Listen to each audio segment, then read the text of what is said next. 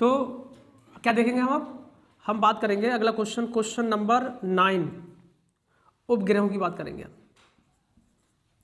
उपग्रह, एक बात सोचकर देखिए आप, बुध और शुक्र के पास कोई उपग्रह नहीं है, पृथ्वी के पास एक उपग्रह है और मंगल के पास 2 उपग्रह हैं।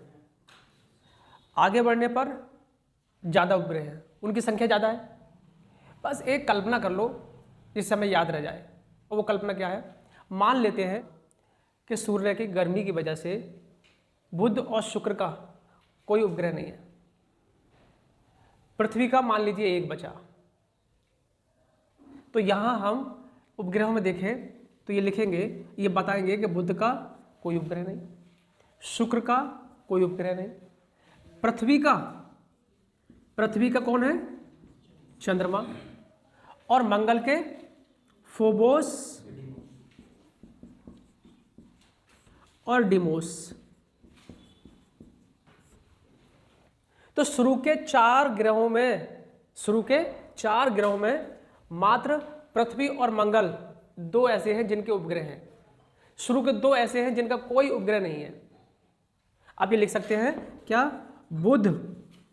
बुध और शुक्र का कोई उपग्रह नहीं है, ये आपका पॉइंट बन जाएगा। दूसरी बात, पृथ्वी का क्या है? चंद्रमा, मंगल क्या है? फोबोस और डिमोस, एक पृथ्वी का और 2 मंगल के। अब आ जाएं बाह्य ग्रहों में। तो बाह्य ग्रहों में क्या कर लेते हैं हम? मोटे तौर पर देख लेते हैं कि सर्वाधिक किसके हैं? सर्वाधिक उपग्रहों वाला ग्रह कौन है?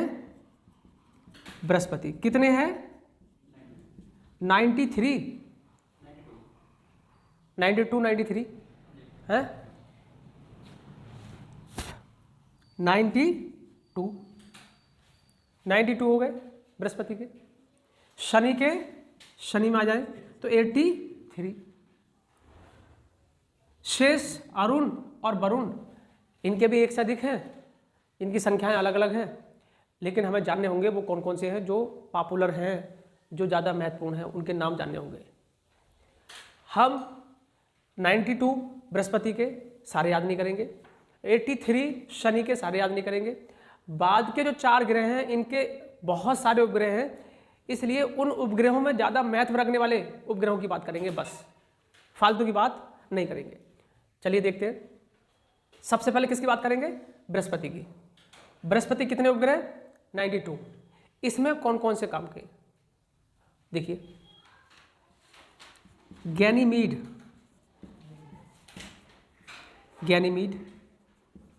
कैलिस्टो, यूरोपा, ये 3 इंपॉर्टेंट हैं जो कई बार पूछे गए हैं, मैं केवल उन्हीं की बात कर रहा हूं। यहां अगर हम गैनीमीड की बात करें तो गैनीमीड में क्या लिखेंगे? ये सौर मंडल का सबसे बड़ा उपग्रह है। गैनीमीड सौरमंडल का सबसे बड़ा उपग्रह हो गया। तो शनि के कुछ खास महत्वपूर्ण उपग्रह है ये, टाइटन, रिया, मिमास, एटलस, फोइबे। इसमें ये सबसे बड़ा है, सबसे बड़ा। ये दूसरा बड़ा है। इसकी खासियत क्या है? इसकी खासियत यह है कि इसका खुद का अपना एक वायुमंडल है। किसका? टाइटन का। ठीक है, खुद का वायुमंडल रखने वाला उपग्रह कौन है? टाइटन है। इसको ध्यान में रखेंगे। तो अरुण के कितने हो गए? अरुण के ये कुछ खास ऐसे उपग्रह हैं जो बार बार पूछे गए। टिटेनिया, ओबेरॉन, आम्ब्रियल, एरियल, मिरांडा, बार बार पूछे गए और आगे भी पूछे जाएंगे। नेरीड, बस। तो वरुण के 2 हो गए इंपॉर्टेंट। एक कौन सा हो गया? ट्राइटन, और दूसरा नेरीड। ये हो गए अलग अलग ग्रहों के उपग्रह हो गए। इनमें हमें फिर याद रखना है कि बुध और शुक्र का कोई उपग्रह नहीं है, एक बात ये हो गई। हमें ये देखना है कि सबसे कम उपग्रह वाला ग्रह कौन सा है, वो पृथ्वी है। सर्वाधिक उपग्रह वाला ग्रह कौन है, बृहस्पति है, जिनकी संख्या 92 है। दूसरे नंबर का सर्वाधिक उपग्रह वाला शनि है। उसके बाद कुछ खास महत्वपूर्ण उपग्रह मैंने बताया आपको, अरुण के और वरुण के, इन्हें याद कर लेना है। ये बात खत्म हो गई। यहाँ पर क्या कर लेते हैं, क्षुद्र ग्रह। तो ये यहाँ पर ऑर्बिट बनाते हैं और ये जो है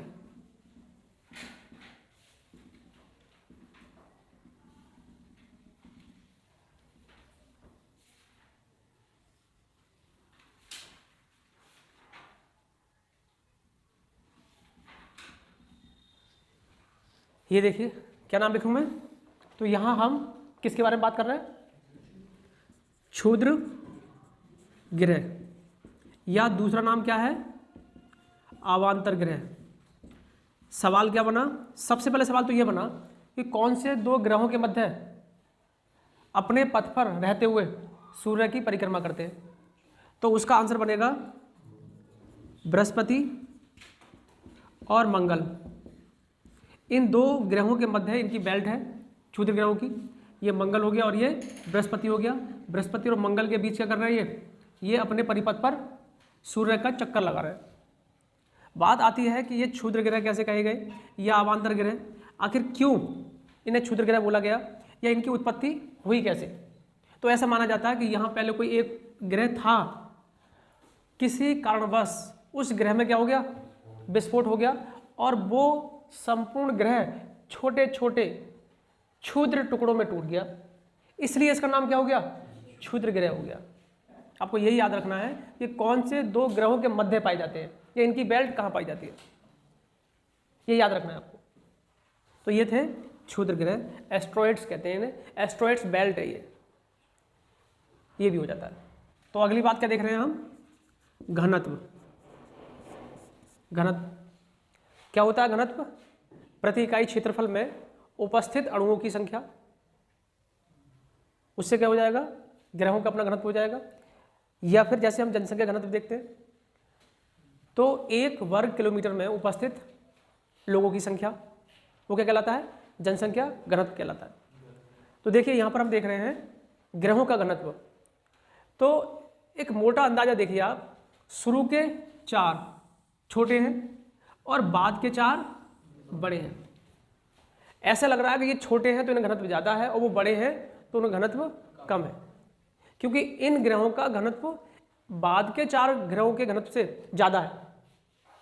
अब ध्यान से देखना, इस पे गौर करना, शुरू के जो 4 हैं इनके घनत्व की स्थिति क्या है, ज़्यादा लग रही है। बुध का 5.43, शुक्र का 5.24, पृथ्वी का 5.52, मंगल का 3.94, और इधर देख रहे हैं आप 1 पॉइंट समथिंग दिखाई दे रहा है। तो इसका मतलब छोटे हैं तो घनत्व ज़्यादा और बड़े हैं तो घनत्व कम। एक बात तो ये दिमाग पर रख लेना कि जो अंदर के हैं, जो आंतरिक हैं, जो छोटे हैं उनका घनत्व ज़्यादा है और जो बाह्य है उनका घनत्व कम है। एक बात तो याद रखनी है।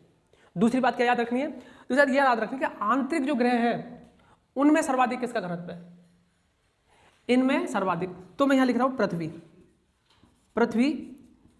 यहाँ 2 क्वेश्चन बना रहा हूँ आपको जो पूछे गए। एक, 8 ग्रहों में सर्वाधिक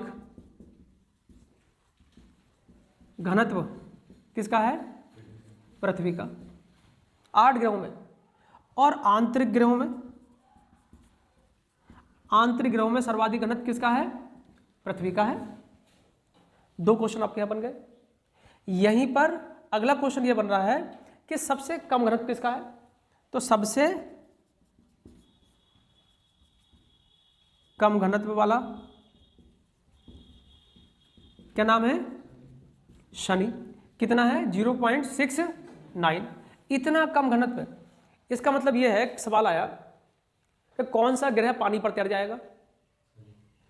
आप ये देखो 0.69, पानी का घनत्व कितना होता है, 1, और ये कितना है 0.69। इसका मतलब पानी से घनत्व तो तैर ही जाएगा। तो एग्जामिनर ने दिमाग लगाया कि कुछ ऐसा करते हैं, घनत्व से सवाल बनाते हैं और बच्चों से देखते हैं कि बच्चा कितना चीज़ों को समझ पा रहे हैं, पढ़ते पढ़ते चीज़ों को कितना चीज़ों को जोड़ पा रहे हैं। तो अगर जिसने जोड़ लिया वो समझ जाएगा फट से कि पानी घनत्व से कम घनत्व शनि का है, और जिसका घनत्व कम हो वो ज़्यादा घनत्व वाली चीज़ में तैर जाएगी। शनि का अगर हो जाएगा पानी पर तैर जाएगा। ये बात क्लियर हो गई। ये भी सवाल बना आपका। अब दूसरी बात देखिए, अगला सवाल ये पूछा हमसे कि जो देख रहे हैं आप 5.555, तो यहाँ लगभग पृथ्वी के नज़दीक घनत्व वाले कौन से हैं? बुध, शुक्र। किस नज़दीक है? पृथ्वी नज़दीक है। तो और एग्जैक्ट देखेंगे तो कौन? बुध। तो घनत्व में समानता रखने वाला ग्रह कौन सा है? बुध। पृथ्वी के साथ घनत्व में सर्वाधिक समानता रखने वाला ग्रह बुध है। ये बात भी क्लियर रखनी है। देख रहे हैं पृथ्वी का 5.52 और इसका 4.35, तो लगभग समान है कि नहीं? शुक्र भी है लेकिन ज़्यादा नज़दीक कौन हो गया? बुध हो गया। ये सवाल भी याद रखना है। कुछ आधारों पर, ठीक है, समानता रखने वाले ग्रह। नंबर 1 देख रहे हैं, झुकाव के आधार पर कौन कौन है? पृथ्वी और मंगल नज़दीक हैं एक दूसरे के झुकाव में। झुकाव के आधार पर एक दूसरे के लगभग समतुल्य हैं। नंबर 2, घनत्व के आधार पर कौन सा हो गया? पृथ्वी और बुध हो गया। नंबर 3 क्या देखेंगे? आकार में हम देखें तो पृथ्वी और शुक्र आकार में लगभग समानता है। नंबर 4, घूर्णन अवधि के आधार पर समानता पृथ्वी और मंगल। सवाल ये बना, कौन से ग्रहों पर दिन रात बराबर होते हैं? तो किस पर हो जाएगा? पृथ्वी के समान दिन रात किस पर होते हैं? तो देखिए अगला नंबर 5 क्वेश्चन, 5वां पॉइंट बन जाएगा, पृथ्वी के समान दिन रात किस पर? मंगल पर। मंगल के साथ समानता है। तो विशेष तथ्य लिख लेंगे यहाँ पर, विशेष तथ्य। बुध को 2 नाम से जानते हैं।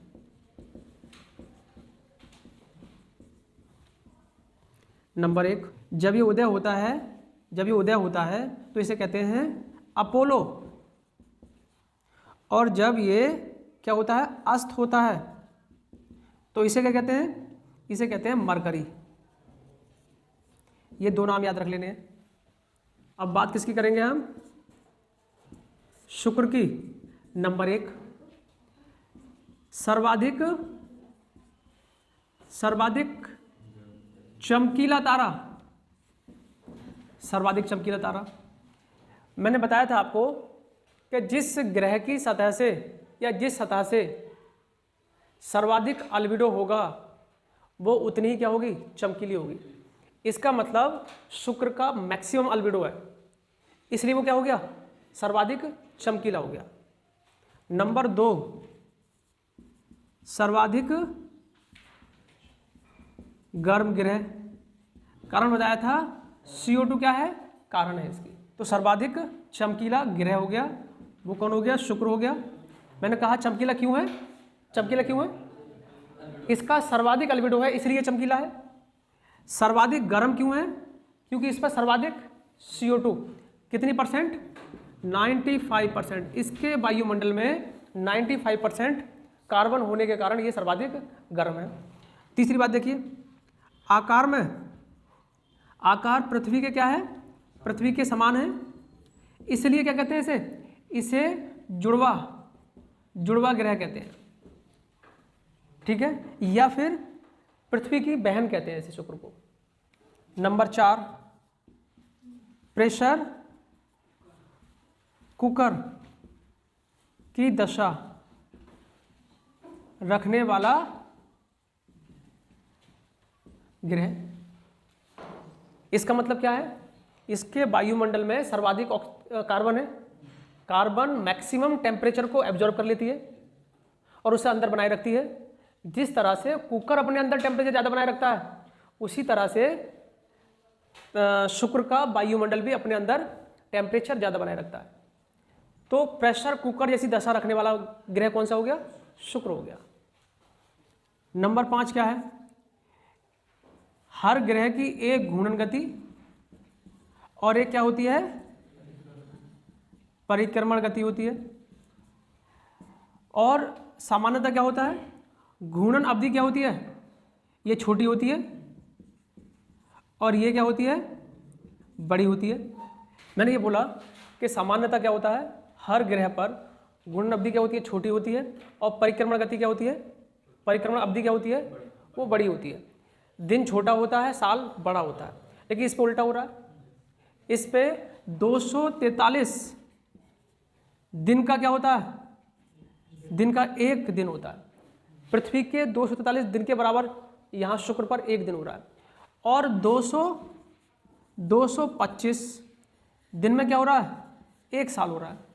इसका मतलब इसकी चारों तरफ, सन के चारों तरफ घूमने की जो अवधि है वो छोटी है, ये छोटी है, और अपने ही अक्ष पर घूमने की जो अवधि है वो बड़ी है, और ये छोटी है।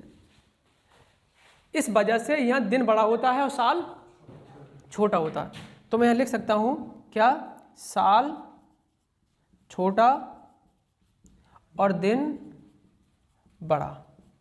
वजह क्या है, घूर्णन अवधि स्लो है, मंद है, और इसकी तुलना में परिक्रमण अवधि तीव्र है। ये मेन वजह है। नंबर 6 क्या बोलेंगे, सुबह का तारा और शाम का तारा,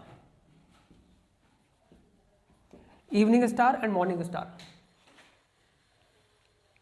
किसकी बात करें आप, मंगल। लाल ग्रह, कारण क्या है, इस पे रेड ऑक्साइड की मात्रा चट्टानों में ज़्यादा है, इसलिए इसे क्या कहते हैं, लाल ग्रह कहते हैं। एक पॉइंट। दूसरा पॉइंट, जीवन की संभावना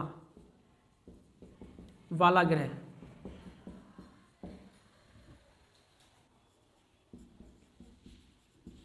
ओलिम्पस मीन्स क्या है, ये पर्वत है, मंगल पर स्थित है। ये सौर मंडल का सबसे ऊंचा पर्वत है, सौर मंडल का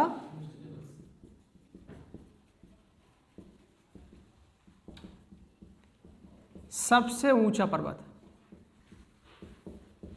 सौर मंडल का सबसे ऊंचा पर्वत है। अगर ऊंचाई की बात करें 25 किलोमीटर, बड़ा कम है, एवरेज से 3 गुना, 25 किलोमीटर खड़ा, बताइए।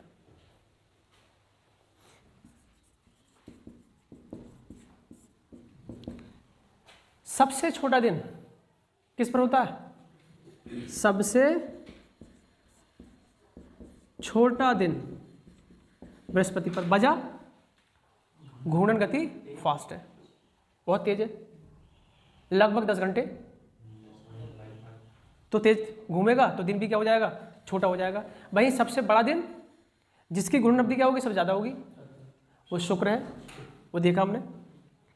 अब दूसरी बात देखिए, इसे क्या कहते हैं, इसे मास्टर ऑफ गॉड्स कहते हैं। इस ग्रह को मास्टर ऑफ गॉड्स। दूसरा पॉइंट, ये 2 महत्वपूर्ण पॉइंट हो गए।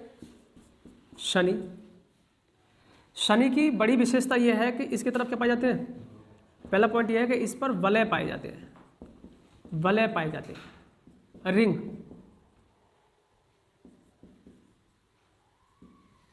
चारों तरफ क्या पाए जाते हैं, रिंग पाए जाते हैं, बलय पाए जाते हैं, जिनकी संख्या 7 बताई जाती है, जिनकी संख्या 7। दूसरी बात, जिसके चारों तरफ जो बलय पाए जाते हैं, बलय से ऐसी आकृति बन जाती है जैसे आकाशगंगा हो, तो क्या बोलेंगे इसे, आकाश गंगा सदृश ग्रह शनि। नंबर 3, पानी पर तैरने वाला ग्रह,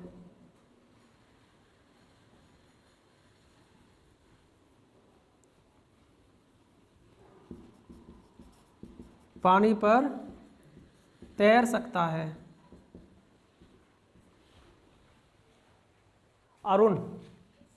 अरुण की 2 विशेषता क्या होंगी, नंबर 1 हरा ग्रह, नंबर 2 लेटा ग्रह।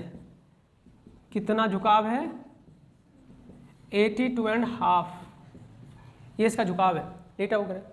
और सबसे कम झुका हुआ ग्रह शुक्र, 3 डिग्री।